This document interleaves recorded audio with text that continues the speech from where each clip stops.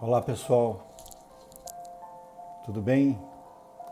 Que alegria tê-los comigo hoje em que nós damos iniciado as comemorações ao mês de Kardec. Muito obrigado, viu, pela presença de todos. Quando os meus amigos do Centro Espírita Caridade e Fé de Jaboticabal, que são os promotores dessa atividade, me fez o convite. Um misto de ansiedade me invadiu o coração, como sempre, diante da responsabilidade que temos em falar da doutrina espírita, da nossa formosa doutrina espírita. E diante desse quadro ainda de aflição, de medo que todos nós estamos vivendo, já há 17 meses em que nos recolhemos, as portas das nossas casas espíritas se lacraram, passamos a usar os canais virtuais para manter acesa a chama do Evangelho no coração de cada um de nós. E graças a Deus agora, aos poucos, nós estamos retornando, depois da vacinação, em rebanho, que já vem acontecendo. Mas ainda nós estamos apreensivos com relação à contaminação do Covid-19. Quando então recebo o convite, pensei, por que não falar daquilo que mais nós temos condições de fazê-lo, que é o Evangelho de Jesus. A doutrina espírita é o Consolador prometido. Então nos decidimos passear pelas parábolas de Jesus para este momento de reflexão que vai ao ar pelo YouTube, pelo canal do Facebook do Centro Espírita Caridade e Fé.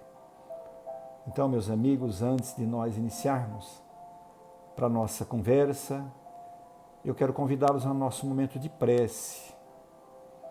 Vamos então soltar as tensões nesse momento de paz, cerrar os nossos olhos, relaxar, respirar bem fundo, lentamente, enchendo os pulmões de ar, soltando bem devagar, tentando esquecer por alguns instantes as aflições que nos perturbam no dia a dia do mundo e na vida lá fora. Vamos esvaziando a nossa tela mental, preenchê-la com luz intensa, tentando mentalizar os fluidos que impregnam a atmosfera espiritual virtual do seu ambiente e do meu ambiente, sendo levados pela nossa respiração até nossa corrente sanguínea, alimentando cada uma das células de nosso corpo físico, devolvendo-nos saúde, bem-estar e restauração. Mais tranquilos, vamos visualizar aquela figura de Jesus que nos é mais familiar, pedindo que traga ao encontro de seu seio de amor o nosso encontro, envolvendo-nos com sua luz e conduzindo nossas vibrações de paz a todos aqueles que nesse instante padecem de alguma aflição ou de alguma dor. E agora, ajoelhados espiritualmente nesta noite de alegria, possamos dizer a Deus o quanto somos gratos pela oportunidade do trabalho no campo da divulgação dos Evangelhos de Jesus. Para isso, Senhor, queremos suplicar a intercessão dos bons espíritos que vieram ter conosco, pedindo que nos ajude na libertação de nossos preconceitos, para que realmente o clarim da Boa Nova possa falar na acústica da alma de cada um de nós. Que os emissários dos céus ampliem nossa percepção para que possamos beber nas fontes inesgotáveis de vosso amor. Sê conosco, Jesus. Abençoe-nos hoje e sempre. Que assim seja. Graças a Deus. Que assim seja. Então, pessoal, nós faremos um passeio breve pelas parábolas de Jesus. E esse passeio não no sentido profundo das palavras, mas para entendermos por uma análise sociológica que determinadas comparações e alegorias utilizadas calam profundamente no dia a dia, principalmente do povo daquela época, quando foram ditas. E devemos, ao estudar as palavras de Jesus, estarmos inseridos nesse contexto para absorver-lhes a lição. O sentido profundo das palavras e o ensinamento de Jesus à humanidade, por meio de Jesus, ultrapassaram fatores históricos, sociais, contextuais, de uma forma geral. E aí, certa ocasião, eu quero iniciar lembrando isso, que é importante. Num grupo de amigos de estudos, me perguntaram qual era a parábola que eu achava mais bela e qual a de maior dificuldade de compreensão. Eu imediatamente respondi ao meu consulente que a mais bela é aquela que mais fala ao nosso coração. Mesmo porque todas elas, todas as parábolas, contêm em si própria um ensinamento direcionado. Vamos fazer uma breve análise de algumas. Vejam, já que são 44, alguns textos dizem ao todos no Novo Testamento. Mas vamos algumas delas. Quando eu preciso enaltecer o casamento, falar da família, do mundo das relações dos casais, quem nos recordamos, nós demos a parábola das bodas de Caná da Galileia, particularmente uma das minhas prediletas, não é? Porque foi considerado o primeiro milagre de Jesus, que o fenômeno, entre aspas, do milagre, que nada mais sabemos que foi o fenômeno da transubstanciação da matéria, ou seja, ele era Jesus, ele podia manipular a matéria como quisesse, e ele transforma a água em vinho. É uma maravilha isso, porque dizem os textos que a partir deste dia, então ele inicia a sua missão. Mas vamos seguir em frente. Se nós quisermos nos mantermos firmes na caridade tão proposta pela doutrina espírita, como, entre aspas, a salvação de todos nós, a do bom samaritano é uma excelente escolha. Pois Jesus, ao pronunciá-la, deixou claro que o homem caído às margens da estrada de Jerusalém a Jericó, que foi socorrido pelo samaritano, é nosso próximo, independente de quem ele seja, independente. Vamos em frente. Se nós quisermos, então, nos colocarmos à disposição de Deus, a do semeador, lembrem do semeador, é uma poesia essa palavra. Um semeador que saiu a semear, e as sementes foram caindo ao longo do caminho, algumas caíram entre as pedras, outras entre os espinheiros. Só aquela que cai em terra boa é que produz frutos. A terra boa é o nosso coração. As sementes é o Evangelho. É uma maravilha isso. Já pensou nisso? Pense um pouco no dia de hoje. E aí, se nós estamos em dúvidas do que nós devemos fazer da nossa vida, nos talentos que nós recebemos, lembra da parábola dos talentos?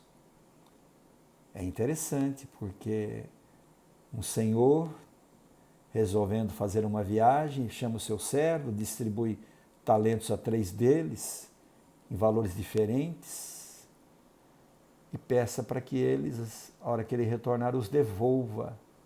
Quem foi aquele que realmente aproveita dos talentos e o transforma? Qual as sementes que deram frutos? Foi aquele que realmente trabalhou os talentos, que divulgou os talentos, que nada mais é do que também o enunciar do reino de Deus na terra. É muita simbologia, mas é muito forte. Fala muito ao nosso coração. E a grande pergunta da reflexão de hoje é saber o que você está fazendo com o talento que Deus te deu, que Jesus anunciou na parábola. Vamos um pouquinho mais à frente. Quando nos achamos pequeninos, diante das nossas limitações, limitadas condições de ser no mundo, seja por problemas intelectuais, problemas financeiros, o que nós temos que fazer? Nós temos o óbolo da viúva. Lembrem dela? Jesus, junto de seus apóstolos, adentro, chega à porta do templo, e na porta do templo tem aquele vaso que é chamado de gasofilácio, e ele para, observa e pede para que os que acompanhavam observassem também. Aquela mulher pobre, com muitos filhos, abre o seu alforje, tira da única moeda que tem e ali deposita, e Jesus pergunta: quem é que deu mais? Foi aquele que a antecedeu, opulento, que distribuiu muitas moedas, ou foi aquela que deu daquilo que ela deixa de ter? É uma maravilha. Por que isso? Porque todos nós temos alguma coisa para dar, independente da nossa condição de ser no mundo, das nossas condições financeiras. A dona, que nossa querida Ivone Pereira, a médium do livro Memórias do Suicida, dizem os seus historiadores que quando ela não tinha nada para fazer, ela percorria as portas dos velórios para ler os nomes das pessoas que haviam desencarnado, para orar por elas. Olha aí, é uma maravilha isso. Vamos um pouquinho mais à frente? Se nós descrermos das coisas, do nosso potencial, qual é a parábola que nós devemos ler? E essa parábola, ela é complicada, não é? Que parece uma maldição, a parábola da figueira seca. É interessante essa parábola. Mas nós vamos seguir um pouquinho em frente, em razão do nosso tempo. Se nós estivermos arrependidos dos erros que nós cometemos, qual é a parábola que nós devemos recorrer? Do filho pródigo. Por que do filho pródigo? Porque ela nos faz pensar na paternidade de Deus em relação a nós. Vocês se lembram o que aconteceu com o filho pródigo? Um senhor tinha 2 filhos, o mais novo pede parte de seus bens, vai lá e gasta tudo, mas depois retorna, pobre, cansado, fatigado, e o pai o coloca para dentro, manda fazer uma festa, porque o filho que estava morto retorna, deixando o filho que ficou, aquele filho reto, bonzinho, que permaneceu com o pai, enciumado, dizendo para o pai: pai, eu que estive aqui com você, você nunca me ofereceu uma festa, nunca fez tocar o alaúde. Olha que interessante. Pai é pai.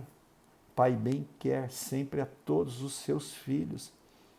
Por quê? Porque os filhos arrependidos são sempre recebidos de braços abertos de volta à família. Quando me perguntaram, então, ao meu amigo a respeito disso, principalmente sobre o perdão das ofensas, nós vamos lá e temos que ler a parábola do credor incompassivo.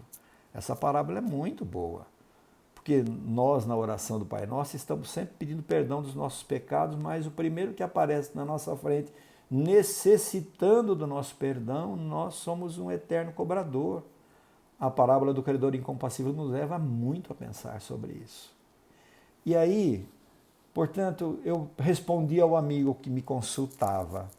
Em minha opinião, estritamente pessoal, conforme me foi pedido, a parábola do filho pródigo ela é belíssima, porque é uma dificuldade de compreensão, é algo muito relativo. Por que digo que a compreensão é algo relativo?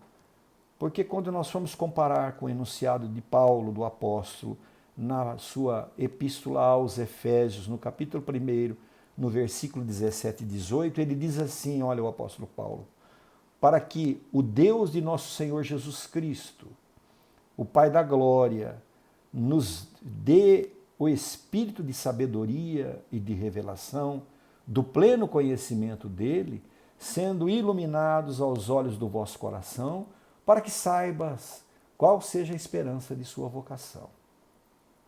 Mostrando-nos que a compreensão não é só um estado intelectual necessário, certamente, mas principalmente um estado de coração, um estado de alma, de abrir-se real e profundamente aos ensinos. Deixar-se tocar e principalmente deixar-se modificar com humildade, porque isso eu abstenho, por isso eu me abstenho de emitir a minha opinião pessoal, respondi ao meu consulente. Mas nós queremos hoje dar um pouco de ênfase a uma lição proferida por Jesus, que também não deixa de ser uma parábola, quando ele afirma que pelos frutos se reconhece a árvore. Eu gosto muito da descrição do nosso querido Clóvis Tavares, que foi um palestrante espírita que encarnou em 1915, se me falha a memória, e desencarnou ainda no século passado, e teve 10, 12 obras editadas pela Federação Espírita Brasileira. E os seus textos são muito claros, ele escrevia de uma clareza oceânica, muito fácil de compreensão. Vamos ao texto desse escolhido para a nossa reflexão. A árvore que produz maus frutos não é boa, e a árvore que produz bons frutos não é má. Porque cada árvore se conhece pelo seu próprio fruto. Não se colhem figos nos espinheiros, e não se cortam cachos de uvas sobre as sarças. O homem que tira boas coisas do bom tesouro do seu coração, e o mal que tira as más do mau tesouro do seu coração, porque a boca fala daquilo que o coração está cheio. Se nós formos fazer uma avaliação ao pé da letra sobre estas palavras, e numa avaliação mais crítica, levando a uma analogia, pensando na família, no seu papel na formação das crianças, dos jovens, e num primeiro momento, ao fazer uma interpretação mais ingênua desta passagem do Evangelho, nos levaria a acreditar que se os nossos filhos não forem pessoas de bem, e que se não se tornaram bons cidadãos, pessoas honestas, provavelmente nós é que seríamos culpados. Afinal de contas, eles são frutos da nossa árvore. E ao começar a desenvolver esse tema, isso me incomodou um pouco. Porque afinal de contas, eles são frutos da nossa árvore. Então, mas não é bem assim. Porque a gente vê por aí, meus amigos, que há famílias muito bem organizadas, bem estruturadas, que oferecem todas as condições para um filho. E curiosamente, este filho gozou de todas as possibilidades e nem sempre aproveita essas condições e faz escolhas erradas. Ao contrário, também é uma verdade. Vemos famílias muito desestruturadas, que não têm nenhuma condição sobre qualquer ponto de vista. E, curiosamente, têm filhos que surpreendem pela ação no mundo. Enfim, são filhos bem resolvidos, produtivos, respeitados. Sinceramente, então, não se parecia algo muito compreensivo isso. Aí eu comecei a pensar, bom, mas se eu não entendi tudo errado, tem alguma coisa errada aí. Vamos pensar junto. Percebi então o seguinte, quando Jesus diz que é pelos frutos que se conhece a árvore, ele quer exatamente comparar as boas e as más ações. E, em outras palavras, a gente reconhece a qualidade de uma pessoa pelas suas manifestações no mundo, pelas suas expressões no campo da vida, por aquilo que se vê dela. Mas como que fica isso? E aí, naturalmente, essas dúvidas foram crescendo dentro de mim, foram se avolumando. E, naturalmente, eu fui vendo aumentar a minha angústia. E para resolver esse estado de angústia, eu tenho feito, o que eu tenho feito? Eu recorri ao pensamento do apóstolo Paulo. Aliás, é um dos de minha predileção. Que em uma de suas cartas aos Romanos, ele dizia assim, olha, o bem que eu quero não faço. O bem que eu quero não faço, porém o mal que eu não quero, esse faço.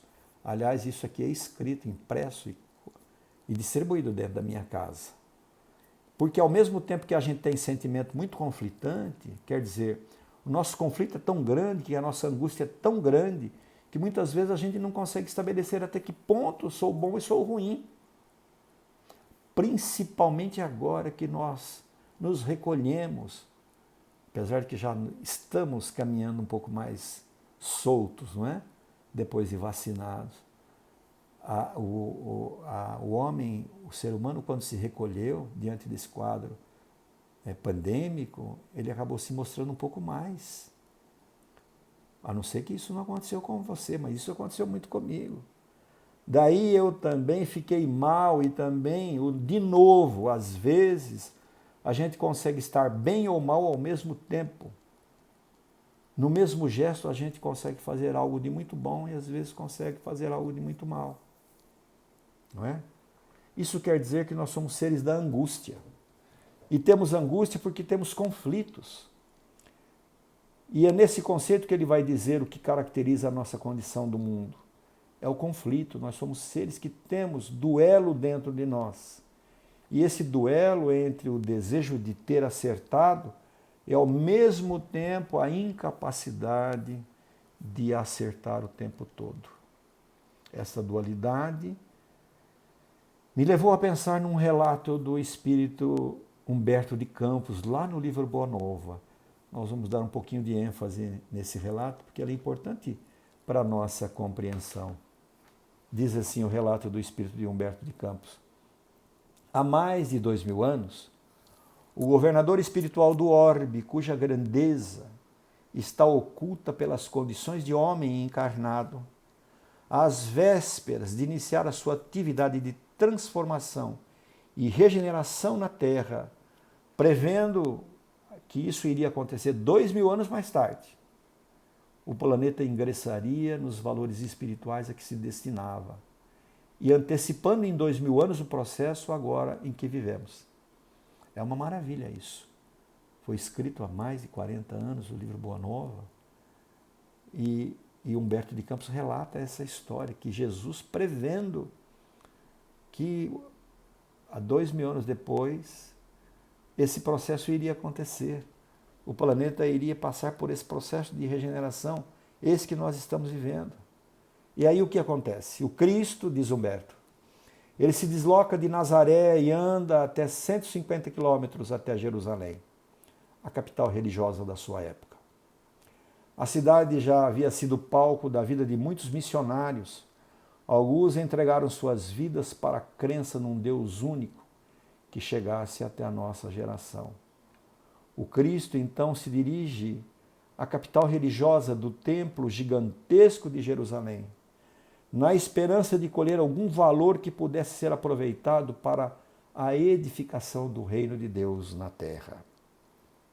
Embora as possibilidades muito pequenas, onde há muito movimento exterior e há pouca percepção espiritual, onde os homens lutam por cargos, evidências, quase sempre a espiritualidade está distante. Onde os religiosos se atribuem de uma autoridade que eles nunca possuem, e quase sempre o local onde há menor grau de espiritualidade e conexão com o Criador. E mesmo sabendo que iria encontrar um homem ritualista, um homem orgulhoso, apenas o fanatismo, o infantilismo, o orgulho, o governador espiritual Jesus nunca desiste de seus tutelados e não se cansa de garimpar, procurando ressaltar as virtudes em cada um de nós, que a semelhança das sementes que dormem, aguardando o momento de desabrochar. E então ele anda pela cidade, Jerusalém, assenta-se num local reservado e começa a observar aquelas pessoas que entrarem e saírem do templo. Quando li isso, eu fiquei imaginando, hoje, aos olhos de Jesus, ele na porta das nossas casas espíritas, mesmo que estamos recolhidos, mas estamos ligados pelo laço do coração a elas, virtualmente, em razão da pandemia, e Jesus nos observando, nós entrando e saindo das nossas casas espíritas, cada um com os nossos propósitos, cada um com os nossos problemas, cada um com nossa dor específica, observando as essências de nossos pensamentos e sentindo e sentimentos e quais são os propósitos que temos. Então ele nos observa por um longo minuto e não muito longe conta-nos Humberto de Campos no livro Boa Nova. Um grande sacerdote, um grupo de sacerdote ocioso que nos lembra a religiosidade ociosa dos tempos atuais, a ociosidade de uma árvore bela que carece de fruto, conversam entre si. Um desses sacerdotes, cujo nome é Hanan, atraído pela doçura do magnetismo que só Jesus possuía, encantado pela figura simples, pela sua modesta nobreza, pela modesta nobreza de Jesus, ele se aproxima dele e faz uma série de perguntas.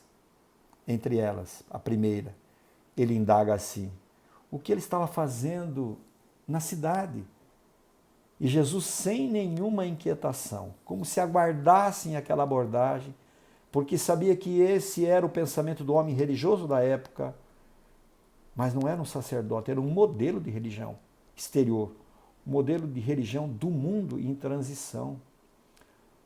É aquele modelo que dobra os joelhos diante de Deus, mas não pensa num minuto em assassinar o irmão. Um religioso que era um ótimo ritualista e que comparece às cerimônias, que cumpria os preceitos, mas incapaz de ser um bom cidadão. E assim continua nos dias de hoje, nos tempos inúmeros, grandiosos. Nunca tivemos tantos templos, tantos movimentos religiosos, tantas obras que são ditas como obras religiosas, mas nunca tivemos tanta depressão pelo mundo. Notem que multiplicam-se os recursos da agricultura, mas nós nunca tivemos tantas máquinas que semeiam e colhem, e o mundo ainda passa fome. Multiplicam-se as técnicas médicas, cirúrgicas, das mais altas complexidades. São realizadas sem que o doente sinta qualquer tipo de dor. A beleza dos anestésicos, o primor das técnicas cirúrgicas, mas ainda vemos gente morrer nos corredores dos hospitais. Nunca no mundo sofremos tanto, e esse pensamento viciado que Jesus procurava em Jerusalém. Não para criticar, porque o Mestre ninguém julga, jamais atira pedra, ele não veio condenar, ele veio para regenerar. Até hoje, Jesus continua entrando nos templos religiosos para sondar a superficialidade da nossa religiosidade. Esta cisão da vida cotidiana com relação à vida religiosa, continuamos buscando Deus nos templos, mas somos incapazes de buscar o Criador ao tomar um café da manhã com a nossa família. Ainda acreditamos que Deus habita lugares específicos. Ainda acreditamos que Deus precisa de nossas mãos para realizar algo em seu universo infinito. E é por isso, então, voltando à história do sacerdote, que o sacerdote pergunta a Jesus, quando ele pergunta, e isso aí, quando ele faz isso, somos todos nós perguntando. A dúvida de Hanan é nossa. O que o sacerdote pergunta é que todos nós espíritas perguntamos: por que tanta corrupção na política? Por que tanta violência? Por que tanta desorganização nas cidades? Todos nós nos inquietamos e ficamos ansiosos, esperando as ações miraculosas, espetaculares, como se Deus pudesse rasgar os céus como num passe de mágica e tirasse um coelho da cartola e resolvesse tudo transformando o mundo. Hanan, o sacerdote, pergunta então: Galileu, o que fazes na cidade? Como muitos de nós que, imaginando que o Cristo está num gabinete, no mundo espiritual, estando nas esferas distantes, e nos esquecemos de que o Cristo está nas ruas aqui de Guariba, de Jaboticabal, das cidades circunvizinhas, de onde esta mensagem possa alcançar por todas as cidades. Quase nunca é notado, quase nunca é percebido, porque nossos olhos estão viciados naquilo que podem ser visto, naquilo que pode ser tocado. Nossos sentidos espirituais estão entorpecidos. A maior parte dos encarnados, então, dormem num profundo sono que talvez só iremos despertar na desencarnação. Hanan é esse modelo de homem que somos, está ao lado de Jesus e não o reconhece. Está cumprindo a tarefa religiosa, mas não consegue perceber nada. Jesus, então, meus amigos, responde de forma simples: passo por Jerusalém para implantar o reino de Deus na terra. Hanan, o sacerdote, diz Humberto de Campos, fica ao mesmo tempo surpreso, porque não esperava uma fala tão concisa, tão simples, tão grandiosa na boca de um galileu. A Galileia era uma região rural, agrícola, de pescadores, lavradores, e até hoje, mesmo dentro do Espiritismo, nós acreditamos que as mudanças nos levarão à Terra, ao mundo de regeneração. serão conduzidas por autoridades. Isso é um ledo engano que nós cometemos. A renovação virá pelo nosso coração, pelas mãos das criaturas mais humildes, mais simples. Ele fica impressionado como alguém, na sua visão, desqualificado, despreparado, sem qualquer tipo de privilégio, um jovem galileu pobre, na sua visão ignorante, poderia estar envolvido com a implantação de um reino de Deus. Ele imaginou que aquele galileu delirava. Mas nós também, quantos de nós espíritas acreditamos que o Brasil está destinado a ser a pátria do Evangelho diante de tudo que nós estamos vendo? Será que nós não estamos vivendo um delírio espiritual diante do quadro caótico que as organizações, as instituições, as cidades, as desorganizações, nós estamos na mesma situação? Mas como pode isso? E pode. Este país deve ser a pátria do Evangelho. Olha tudo que está acontecendo. Alguém errou e esse alguém não foi o Chico e também não foi Humberto de Campos. Hanan também agiu como nós espíritas. Imaginou que Jesus delirava e perguntou: o que você pensa sobre o que é o reino de Deus? E essa é a grande mensagem nossa. O que você, meu amigo, que me ouve, que me assiste, pensa que é o reino de Deus na terra? Quantos de nós gostaríamos de ter uma audiência com Jesus e perguntar para ele: mestre, o que o senhor chama de pátria, o que o senhor chama de evangelho, eu acho que está tudo errado. Mas a resposta que Jesus dá a Hanan é objeto da nossa reflexão de hoje. O que é o reino de Deus? A resposta que o Cristo dá a Hanan, a maioria de nós espíritas não estamos preparados para ouvir. Fingimos que entendemos, mas não abandonamos as nossas crenças, porque a nossa visão de instituição é de instituição humana. Nossa sede de poder, de sermos obedecidos, a nossa sede de ser aplaudido, de ser evidenciado, poder, comando, evidência, comando, aplausos. Estamos imaginando que o reino de Deus é uma apoteose de elementos exteriores, de elementos palpáveis. Mas a resposta de Jesus é desconcertante. O reino de Deus, diz Jesus, é obra divina no coração do homem.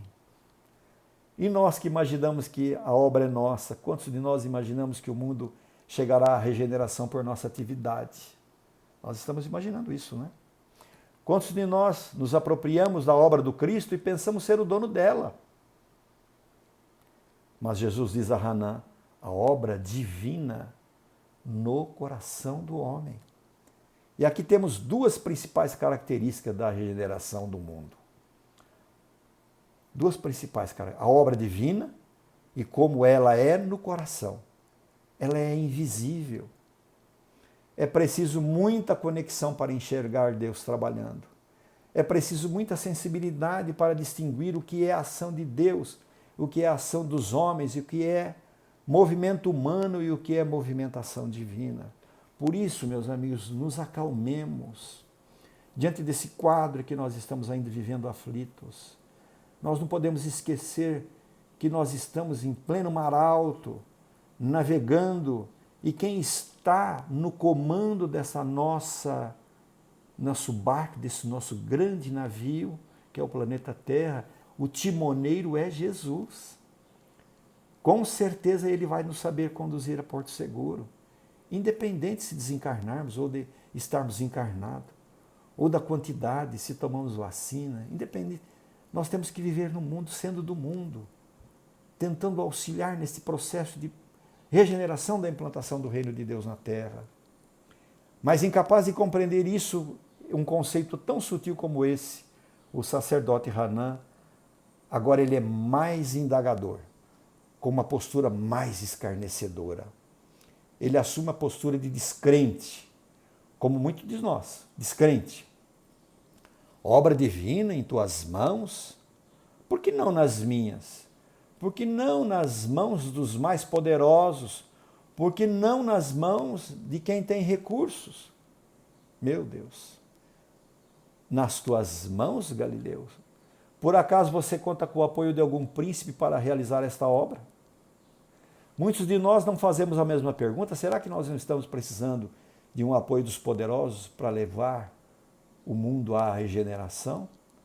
Alguém que tenha um pouco mais de influência? E Jesus responde para ele assim, olha, meus colaboradores virão de todas as partes. Nesse momento, incapaz de compreender o milagre da lei de cooperação, incapaz de compreender a nossa evolução espiritual, que se dá em famílias espirituais, que essas famílias espirituais se reúnem em pleiades espirituais e, portanto, todos nós fazemos parte desta teia viva em que o resultado é fruto da cooperação de muitos, cada um de nós fazendo a sua parte, acreditando ser capaz de fazer tudo sozinho. Hanan começa a zombar, como nós espíritas às vezes nos dias atuais. Regeneração só no ano de 2050. É só lá que vai acontecer o final do ciclo. Já lemos isso, né? Os tolos e os ignorantes estão por todas as partes. Naturalmente serão esses seus colaboradores. Mas o sacerdote não para. Mas Galileu, você já viu alguma estátua perfeita elaborada com fragmento de lama? Pergunta Hanan. Essa é a dúvida que surge toda vez que o material se coloca diante do espiritual. Todas as vezes que o superficial olha para aquilo que é central. Esse é o grande embate dos desencarnados e dos espíritos. Para nós, os valores exteriores são pedras preciosas e as potências espirituais invisíveis são a lama. Para os espíritos, toda a nossa opulência material é pó. E tudo aquilo que é oculto é fruto da virtude, é luz. Então, Jesus responde, sacerdote, não há mármore mais precioso que a do sentimento, e não há cinzel superior ao da boa vontade. Vamos repetir que isso é importante. Sacerdote, não há mármore mais precioso do que o sentimento. Olha aí o nosso coração em evidência. E não há cinzel, aquela ferramenta de lapidar pedra, superior ao da boa vontade. Trabalho. Indicando que ele, o Cristo, desceu de suas esferas magnânimas do mundo dos Cristos para trabalhar corações e sentimentos. Eu daí fico imaginando, né, que Hanan tenha pensado, isso é muito bobo, né? Isso é muito simples, isso não vai dar resultado nenhum, nós precisamos encher de gente, precisamos de multidão, precisamos de ricos, de generais, de levar o espiritismo para a Casa Branca, para os Estados Unidos. Isso é que vai funcionar. Então ele faz a última pergunta a Jesus. Por acaso, o sacerdote, por acaso, Galileu, você conhece Roma e Atenas, as principais cidades daquela época? Jesus responde assim, eu conheço o amor e a verdade. Cadê Atenas? Onde estava Atenas gloriosa dos tempos do sacerdote Hanan? Hoje só são monumentos históricos. Onde está a Roma poderosa dos templos de Hanan? São escombros escavados em pleno céu, encravados em pleno céu. Só o amor e a verdade são para sempre. Jesus, percebendo que naquele local não conseguiria realizar sua missão, não que ele não quisesse, porque Jesus não exclui ninguém, mas não foi recebido. Muito bem. Ele se levanta, diz Humberto de Campos, caminha 150 quilômetros e chega no lago do Tiberíades, no pequenino lago de Tiberíades. E lá ele vai, chega à margem do lago, encontra com agricultores simples, que trabalhavam e cantavam, e então ele procura por dois homens. Não façamos como Hanan. Muitos de nós abrimos o Evangelho e lemos que Jesus procurou Simão, Pedro e André. Não, Jesus procurou por dois pescadores, dois espíritos imortais, cujas as aquisições espirituais os colocavam em condições de cooperarem com o Cristo. E nós, será que estamos em condições de cooperar com Jesus? Será que estamos atendendo ao seu chamado com aqueles simples pescadores às margens do lago do Tiberíades? Que Jesus, o nosso divino amigo, continue tendo paciência conosco e nos ajude a nos libertar dos nossos sentimentos imediatistas e que não sejamos o mesmo sacerdote mencionado nesta nossa pequena reflexão da apresentação de hoje. É isso, meus amigos. Eu agradeço do fundo de coração mais uma vez o convite a mim formulado. É uma alegria poder estar compartilhando numa linguagem mais apropriada esses estudos que realizamos neste início de mês em que homenageamos Kardec. Mas nós vamos encerrar lembrando que o mundo precisa de prece, o planeta precisa de prece, precisa de paz. As nações não podem ser maiores do que a nossa união como irmãos. O amor deve prevalecer e abrandar os nossos corações. Não existe religião ou crença que impeça de nos unirmos nesse instante, em uma só voz clamarmos por paz. Pai nosso que estais nos céus, neste momento esteja ao nosso lado, amparando-nos e edificando-nos. Santificado seja seu nome, Senhor. Mas acalma as nossas intenções e depura as nossas ações. Venha a nós o teu reino, vem também tu ao nosso e nos ensina o caminho do amor. Seja feita a tua vontade, assim na terra como nos céus. Que a tua vontade prevaleça, jamais a nossa, pois somos falhos e ainda precisamos evoluir muito, Senhor. O pão nosso de cada dia dai-nos hoje e que possamos aprender a dividir com os nossos irmãos, Senhor. Perdoa as nossas ofensas, assim como nós perdoamos aqueles que nos têm ofendido. Perdoa-nos por utilizar os exemplos que nos destes para o nosso próprio interesse. Permita que possamos ter a humildade suficiente para perdoar os nossos irmãos.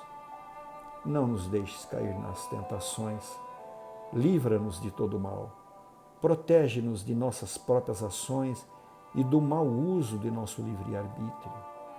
Faze com que possamos consultar nossa prudência e nossa consciência antes de decidirmos.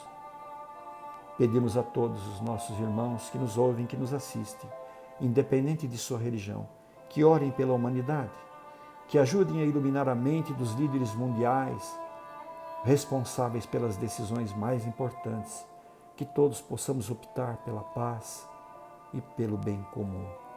Não existe fronteiras para o amor.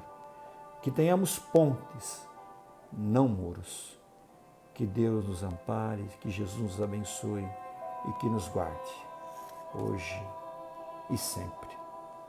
Que assim seja, Senhor. Que assim seja. Muito obrigado, meus amigos. Foi uma alegria, novamente, tê-los conosco. Muita paz. Até a próxima oportunidade, se Deus assim o permitir. Muito obrigado.